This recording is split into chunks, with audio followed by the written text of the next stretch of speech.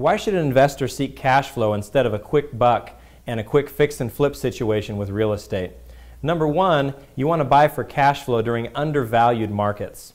Right now, there are very cheap homes in the Phoenix market, and it's because the pendulum has swung a little bit too far for values.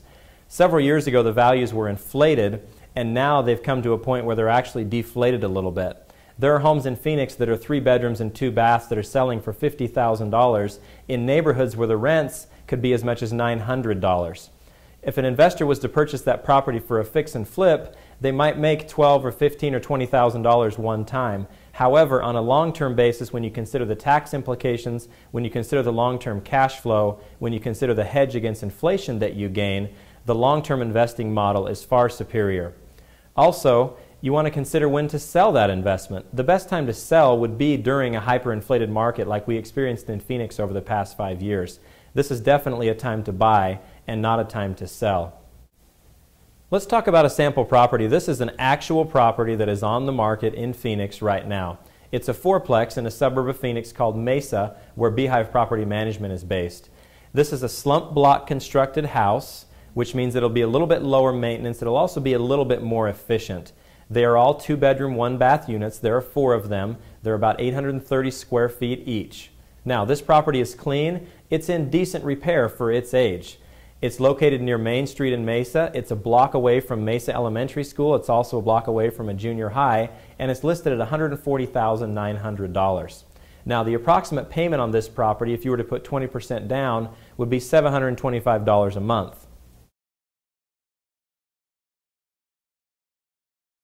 For our cash flow analysis, let's start with the obvious. $140,000 is the purchase price. You're going to put 20% down, and your monthly payment will be about $725 a month. Now, let's look at the rents available in this property.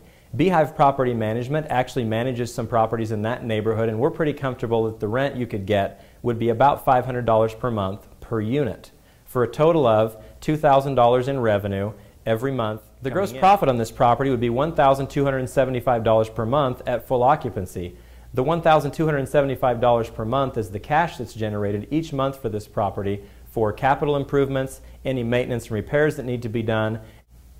With a mortgage payment of $725, you could comfortably make your mortgage payment even with 2 properties empty.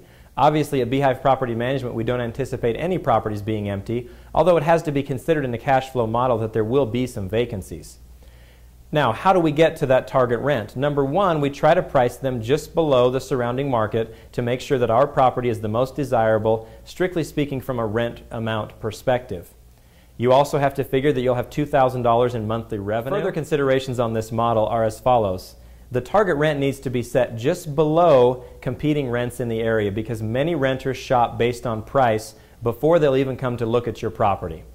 You also want to look at your monthly revenue of $2,000 a month. That's a pretty good number, and there's lots of profit in there. You probably should reserve 10 to 15% of the rent every month for repairs, capital improvements, etc. That still leaves you over $1,000 a month of positive cash flow that you can put towards the $28,000 down payment that you made on this property. That's just over a 2-year return on your cash investment. There's also going to be potential appreciation in value in this property as the value goes up. When you sell this property, you're going to have favorable tax treatment because you've held the property long term. You're also going to be able to deduct the expenses that arise against the property. Many of the capital improvements as well as the repairs will be deductible expenses. Also, I think the tax code has a section where you can make 1 trip a year to your property and write that off as an expense as well. So what if the rents go down? Let's say you're only getting $400 a month per unit. That still leaves you at $1,600 in gross rent every month versus a $725 a month payment. That's still a pretty good payoff on a 4-unit building. This is a simple illustration of cash flow investing, which basically means that you buy a property so that it will generate cash for you every month, and that the appreciation and the tax benefits or side benefits of investing in real estate for cash flow can be summarized as follows. Number one, find a property that makes sense that will cash flow every month. Number two, do the analysis before you purchase the property so that you understand what you're getting into. And number three, take a long-term perspective and understand that there are many benefits of owning rental real estate in the long-term perspective.